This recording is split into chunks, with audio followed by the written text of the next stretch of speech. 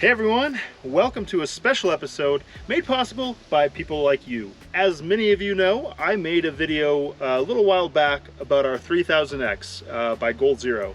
It is what we power our van with. They liked that video so much that they ended up sending me the goalzero Yeti 1000 Core. It's a brand new product, sold only on Amazon.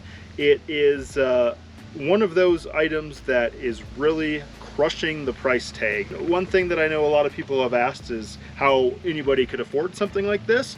Well, this is kind of a dumbed down version of the X line, and it is super affordable at a price tag of $999.95. All the competitors that are out there are pretty much around that same price tag, and after watching this video, you will see that this thing kind of beats all the competition out there. So follow along, hope you guys enjoy this video, and we'll jump into it.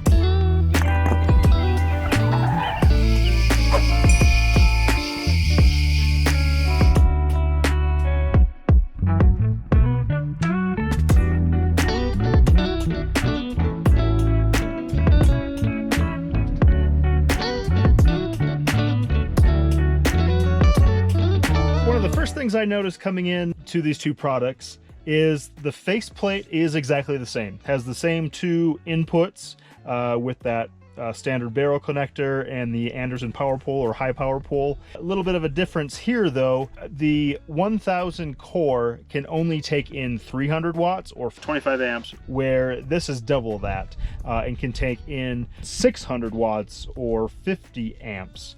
So that gives you a little bit more options for solar power and wall charger as well. This can take the 600 watt fast charger, which I showed you in my Yeti video. This item ships with the 120 watt charger, but can also use the 230 watt charger, which came with this item. The amount of solar I have on my van is 200 watts, so I've been able to top this up no problem. It's been picture perfect blue skies here. We're in the Uinta National Forest, found an iOverlander site and just have taken a couple days to camp out here. I actually used this last night to run some goalzero lanterns that I have, the vanlife 350. I had two of them strung up across my moonshade, and they work perfect. So I had those for a few hours last night as I just kind of hung out. As well, I charged up probably 5 different GoPro batteries, and it's showing it's only at 98%. So and that was without charging it all today. It's been working like a dream. Both of them are nearly at 100%. This was running my lights in the van, in the fan in the van overnight, and just with the solar during the day, it's topped up no problem. Moving on, the 12 volt has the two 6mm barrel that is like a goalzero proprietary cable. It has the cigarette port, car port output, and the high power pole, which on the 3000 unit is a 30 amp max or 360 watt max output. On the Yeti Core, the high power pole is a 15 amp max or 180 watts. So half of what the bigger units can do, and actually that is between the 15, 3000 and 6000X. They all have that higher output. For most of the things that you need in a van, I had my water pump going, lights, all that stuff. No issues whatsoever. 15 amps is a pretty decent output.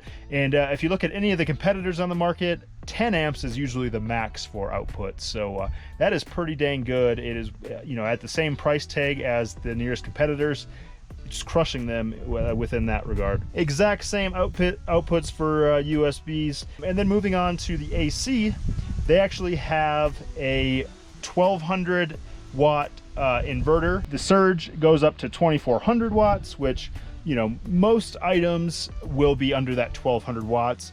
Startup for like a blender, which quite a few blenders are just under that. Startup can sometimes be a little bit more, so that 2400 watt surge should be able to cover any of that stuff. From the 1500, 3000 and 6000, that's a pretty beefy system to have a 2000 watt inverter and have a surge up to 3500 watts. You can pretty much run anything that you plug into a standard outlet on these things. Moving on to under the lid, that is one of the big differences you will see. In the 3000, all the X models, they have the Wi-Fi capability, Bluetooth capability, so that you can hook it up to the app. The Core does not have that, which can be disappointed because you can't put it tucked away somewhere and be able to turn things on from the app. But size-wise, you might be able to find a place for this to be out in the open and not have any of the issues. The next item that was a big thing to notice is the 3000X can have the Yeti car charging, the Yeti Link installed under the lid. So you can do the car charging with it, or expand your battery bank with it. So that is a little bit disappointing, but at the price tag, it's something that you can pretty much expect in kind of the dumbed down version of something. All right, so let's talk size. At 31 pounds, this thing is pretty easy to just take in and out of the van, put on your table, do what you got to do with it. The 3000X is 75 pounds, a little bit more than 75 pounds with the cart on it. So moving this in and out of the van is next to impossible.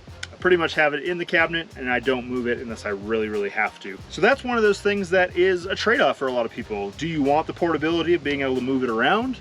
Do you want the larger inverter? One of the things I will say is the 1500X is about 45 pounds. So thinking about moving that around, you know, it's not much bigger than this unit, maybe a little bit taller. A lot of people that I talk to, you know, the 3000 has been more than I've needed for my van.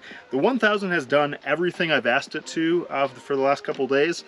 So I have no complaints whatsoever about this unit. So in terms of charging, I brought it into the van.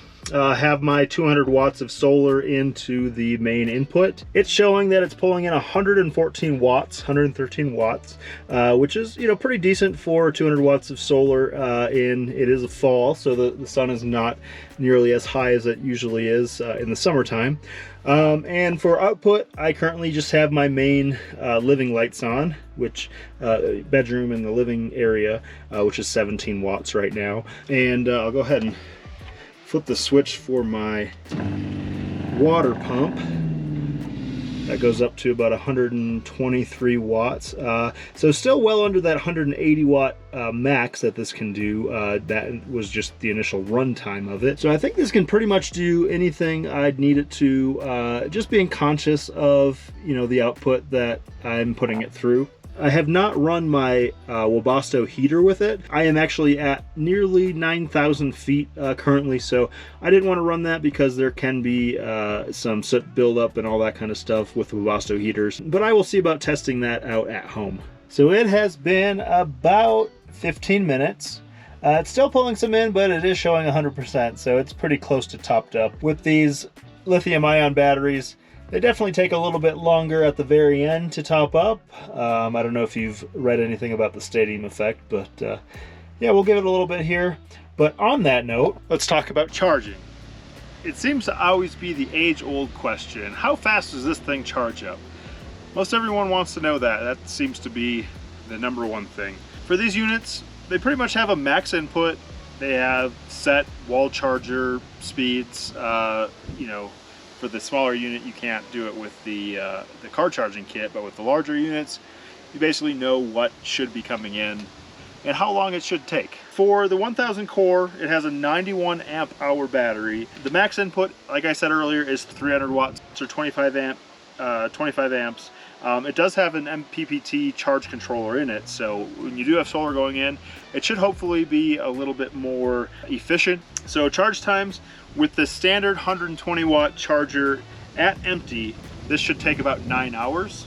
The 230 watt charger, which ships with the larger units, which also you can purchase separately, that goes about 4.5 hours, so basically cuts the time in half. 200 watts of solar, which I have on my roof, can vary between 6 hours to 12 hours. At the max input, if you have 300 watts going in, say you had solar that had 300 watts going in, as long as you're not over the 50 volt threshold, if you had like 400 watts of panels on the roof, you could hit that max input because the charge controller will throttle it at that. And that would take about 4 hours tops for this unit. Finally, who is this for and is it for you? This has done everything I've needed it to. There's blue skies out, so solar has been easy to come by. So I've been able to top this up, no problem, this whole vacation. If it were to come down to a week of clouds and rain and just grossness, would this have done the trick? I don't know. Going to a campsite where you have an electrical hookup, no problem. Not being able to drive for a couple hours and top it up with a car charging kit isn't ideal to me, but that was something that we prioritized. If you're on a budget, this thing smashes all of the competitors out of the water. I think just looking at the general output, the inverter, the top things that you want in a portable power system, this takes the cake. So if you're on a budget, I highly recommend looking at this as an option before some of the other competitors out there. I think quality of parts, like I said, all of the capabilities, this thing is the bee's knees for sure. Coming from using a 400 AGM Yeti, you know, first generation in the past, using that in the van to begin with, this gives me a lot of ability that I didn't have, and not having to be conscious about it, where some of the smaller systems would. So my recommendation is mixed. I think this could definitely be your system if you needed it to be. I think though that is coming from the van lifer in me. My needs in a van would be different than if you're car camping. If you're car camping out of a Subaru Outback like I used to do in the past, this would be absolutely perfect. You can move it back and forth. You can use lanterns that you'd need. Any small electronics, this thing is packed. And I think you could do anything you would need to car camping. Otherwise, as a backup generator, just for household things, I think this does a lot of stuff in the home. Even within a van, if you needed some backup to, say, a DIY system or a larger, you know, 3000X system or 6000X system, this thing could be an easy backup to get you through if there is clouds for so much time and you aren't able to top up your system. I think this is a perfect size for a lot of capabilities. And that price tag smashes the competition out of the park with all of its capabilities. So I highly recommend it in that regard. As always, I will have links to everything in the description below if you're interested. Hopefully this video helped you out. If you have questions, feel free to ask in the comments below. I don't know if you watched the 3000X video, there are hundreds of comments, most of them being questions, and I do my best to answer those. You know, I'm not a goalzero expert, but I've done enough research to feel very confident in these machines and to be able to answer questions for you. So if you have them, go ahead and hit them up in the comments below. As always, if you like this video, hit the thumbs up, subscribe to our channel if you haven't already. I know a lot of you guys are not subscribed, so that would be really nice if you could do that. Otherwise, hit that bell to be notified when we post new content. I know we had a few months of not posting a video, and this is the first one back, so it's great to see you guys. All right, guys, we will see you on the next one. Bye.